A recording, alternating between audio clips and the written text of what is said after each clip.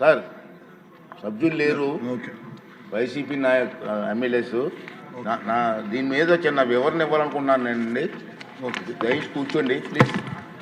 ఇక్కడ సభలో ప్లీజ్ ఏమండి, సభలో చాలామంది సీనియర్ నాయకులు ఉన్నారు, ఇక్కడ మంత్రులు చేసిన పెద్దలు కూడా ఉన్నారు. మీ దృష్టికి ఒక విషయం తీసుకురావాల్సిన అవసరం ఉంది. ఈ సమావేశాలలో దురదృష్టవశాత్తు దాదాపు 25 ప్రశ్నలకు సభలో సమాధానం లభించలేదు. ప్రతిపక్షానికి చెందిన గౌరవ సభ్యులు ప్రశ్నలు వేస్తున్నారు, రావట్లే. దాని మీద దాని కారణం ఏంటంటే వాళ్ళు ప్రశ్నలు వేయడం వల్ల మరొక 2 మెంబర్స్కి మాట్లాడే అవకాశం పోతుంది. అది సమంజసం కాదు ప్రజాస్వామ్యంలో. కానీ ప్రశ్నలు అడగడానికి సభలో ఉండటం లేదు. మీరు చూస్తూనే ఉన్నారు, ప్రశ్నలు వస్తున్నాయి, వాళ్ళు సభలోకి రావట్లేదు. ఈ కారణంగా సభలో ఎవరో ఒకరి ద్వారా మరో 2 ప్రశ్నలు అడిగే అవకాశం కోల్పోతున్నారు. ఇది చాలా దురదృష్టకరం. సభకు ఎన్నికైన గౌరవ సభ్యులు సగర్వంగా సభకు రావాలి. ప్రజలు ఎన్నుకున్నారు మిమ్మల్ని, సభలోకి వెళ్ళి మా సమస్య మాట్లాడమని. సభకు రావాలి.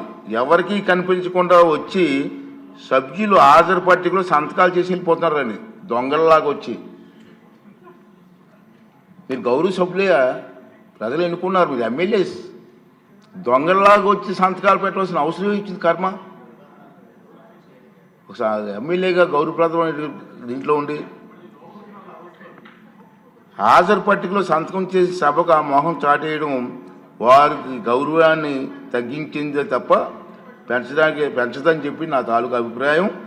వీరిలో ముఖ్యంగా నా దృష్టికి వచ్చింది వై బాలనాగిరెడ్డి గారు, తాటిపర్తి చంద్రశేఖర్ గారు, రేగం లింగం గారు, మత్స్యలింగం గారు, విరూపాక్ష గారు, మత్స్యరాస విశ్వేశ్వరరాజు గారు, ఆగిపాటి అమర్నాథ్ రెడ్డి గారు, దాసరి సుధ గారు. మనం చూసాం, మనం గవర్నర్ ప్రసంగం ముగిసిన తర్వాత, అంటే ఫిబ్రవరి 24వ తేదీ తర్వాత వేరు తేదీల్లో అటెండెన్స్ రిజిస్టర్లో సంతకాలు పెట్టేట్టు నా దృష్టికి వచ్చింది. అంత దొంగచాటును వచ్చి ఒక దొంగల మాదిరిగా సంతకాలు పెట్టవలసిన అవసరం లేదు. కానీ వారు ఎవరు కూడా నాకు సభలో కనిపించలేదు. సంతకాలు ఉన్నాయి కానీ సభలో కనిపించారండి మీకు ఎవరికన్నా? నాకైతే కనిపించలేదు. ఇది ఎంతవరకు సమంజసం వారే నిర్ణయించుకోవాలి. మనల్ని ఎన్నుకున్న ప్రజలు మనం ఆదర్శంగా నిలవాలి తప్ప ప్రజలకి, మీకు ఓట్లేసిన ప్రజలకి తలవంపులు తెచ్చేలే ప్రవర్తించకూడదని చెప్పి నా అభిప్రాయం. ఈ సభ ముందు పెట్టాలని చెప్పి నేను ఈ 2 విషయాలు మీకు తెలియజేస్తానండి. ఇప్పుడు వారు వేసిన క్వశ్చన్ కూడా ఇప్పుడు మళ్ళీ పోస్ట్ రాలేదు కాబట్టి డీమ్ టు ఆన్సర్గా ప్రకటిస్తున్నాను. నెక్స్ట్ క్వశ్చన్ 551 మినిస్టర్ గారు ఫరూక్ గారు.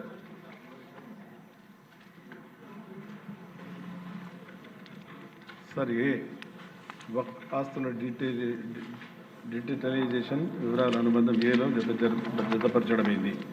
బి, ఆక్రమణకు గురైన మరియు వాద్యరహిత ఆస్తుల వివరాలు అనుబంధం బిలో జతపరచడమైంది. సి, వక్ఫ్ ఆస్తుల పరిరక్షణ ప్రభుత్వం చేపడుతున్న కార్యాచరణ ప్రణాళిక అనుబంధం సిలో జతపరచడం జరిగింది. సార్, సభ్యులు అడిగిన సమాచారం అంతా డీటెయిల్ రిపోర్ట్ అంతా సభలో టేబుల్ మీద సమస్యలు పెట్టడం జరిగింది సార్. కాబట్టి ఇది మీ దృష్టికి తీసుకురావడం సమాచారం అంతా సార్ పెట్టారు సార్. చాలా పెద్ద సమాచారం చదవాలి సార్. చాలా డీటెయిల్గా చెప్పాలనుకుంటే దాదాపు 10 పేజీలు ఉంది సార్. సార్ అనుమతి ఇస్తే అంతా చదువుతారు. ఓకే. షాజహాన్ బాషా గారు.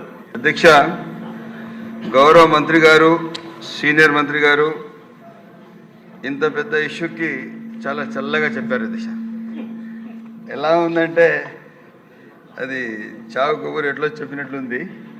కాకపోతే ఈ వఫ్ ప్రాపర్టీస్కి ఎవరు దిక్కు లేకుండా పోయింది అధ్యక్ష. ఈ ప్రాపర్టీస్ పరిస్థితి ఎలా ఉందంటే దీనికి పట్టించుకునే నాదులు లేరు.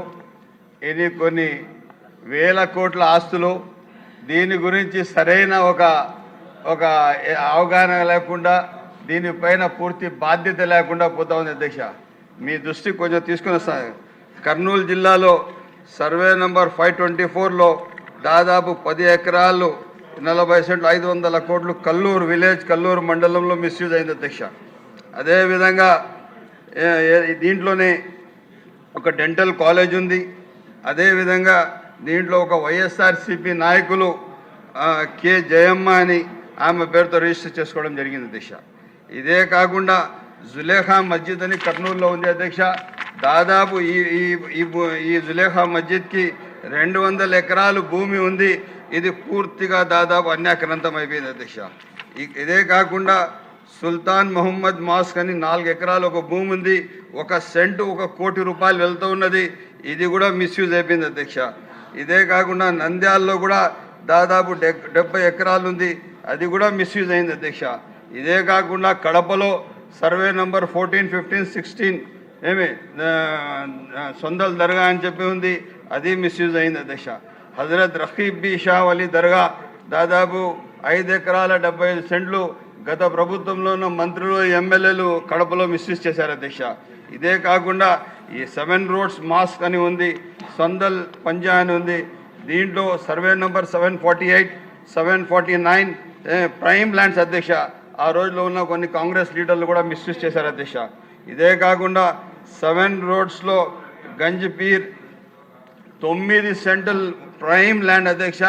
ఇప్పుడు దీనిపైన కాంప్లెక్స్ కడుతున్నారు అధ్యక్ష. ఎక్కడ పనిచేస్తున్నది బొబ్బోడు డిపార్ట్మెంట్ ఎక్కడ పనిచేస్తున్నది? ఎందుకంటే అధ్యక్ష మీ నోటీస్ తేవాలా, ఈ నేచర్ ఆఫ్ ల్యాండ్స్ వచ్చింది ఎండోమెంట్ కానీ వఫ్ ల్యాండ్ కానీ క్లాసిఫికేషన్ ఆఫ్ ల్యాండ్ వచ్చి దేవాదాయం అధ్యక్ష. ఇది ప్రొహిబిటెడ్ లిస్ట్లో ఉంటుంది అధ్యక్ష. ప్రొహిబిటెడ్ లిస్ట్లో ఉన్నా కూడా ఈ ప్రాపర్టీస్ ఎలా రిజిస్టర్ అవుతున్నాయి? రెవెన్యూ డిపార్ట్మెంట్ ఏం చేస్తున్నది? రిజిస్ట్రేషన్ డిపార్ట్మెంట్ ఏం చేస్తున్నది? వఫ్ డిపార్ట్మెంట్ వాళ్ళతో ఎప్పుడు కలిసి వాళ్ళతో రివ్యూస్ చేశారు? దీనిపైన దగ్గర క్లారిటీ ఏముంది? ఇంత ప్రైమ్ ప్రాపర్టీసు ఎక్కడ కూడా కానీ బాధ్యత లేకుండా వ్యవహరిస్తున్న చరిత్ర అధ్యక్ష. ఇదే కాకుండా ఇది వచ్చింది ఎవరి గ్రాంటెడ్ ప్రాపర్టీస్ కాదు అధ్యక్ష, ఎవరు అలాటెడ్ ప్రాపర్టీస్ కాదు అధ్యక్ష. బిఫోర్ ఇండిపెండెన్స్ ఈ ప్రాపర్టీస్ వచ్చింది. ఎవరైతే జమీందారులు ఉన్నారో అతని దగ్గర 200 ఎకరాలు ఉంటే అతను దేవుని పేరుతో donee has granted the grant in the name of the almighty అధ్యక్ష. దేవుని పేరుతో అల్లా పేరుతో ఆ రోజు ఈ ప్రాపర్టీ ఇవ్వడం జరిగింది అధ్యక్ష. దీంట్లో ఇచ్చిన ఎవరైతే దానం చేశారో ఆ మనిషి బతికలేదు అధ్యక్ష, ఆయన చనిపోయారు. ఇప్పుడు ఏదైతే దానం చేసింది ఎవరి పేరుతో ఇచ్చారు? వఫ్ పేరుతో ఇచ్చారు. వఫ్ ఎందుకు? రేపు రాబోయే తరాల పిల్లల వాళ్ళ భవిష్యత్ అధ్యక్ష. ఇది ఎక్కడ కూడా క్లారిటీ లేకుండా ఈ ప్రాపర్టీస్ కాపాడకుండా పూర్తి స్థాయిగా ఈ ప్రాపర్టీస్ మిస్యూజ్లో ఉన్నాయి అధ్యక్ష. ఇదే కాకుండా మీకు చెప్పాలంటే దాదాపు 1 గంట చెప్పొచ్చు అధ్యక్ష, అంత ఉండదు ఇది ఇష్యూస్ పైన. ఒక చిన్న మాట మాట్లాడడానికి అవసరం sir. With in the time చూసుకోవాలి మీరు.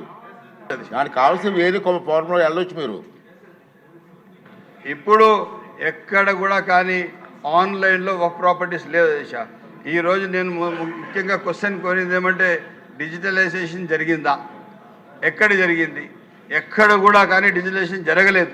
వక్ ప్రాపర్టీస్ వెబ్సైట్లో మీరు వెళ్తే ఎక్కడ కనపడవు. కోర్ట్ కేసెస్ ఉన్నాయి. కోర్ట్ కేసెస్ ఎట్లా వస్తాయి? నోటిఫైడ్ వక్ ప్రాపర్టీ 62 గెజిట్లో ఉండాలి. ఇదే కాకుండా మా జిల్లాలో వచ్చి మా కాన్స్టిట్యున్సీ మదనపల్లికి వచ్చి వఫ్ సర్వే జరిగింది అధ్యక్ష. వఫ్ సర్వే ఎప్పుడు జరిగింది? 25/10/1955లో జరిగింది అధ్యక్ష. ఎవరు? Waqf commission of survey.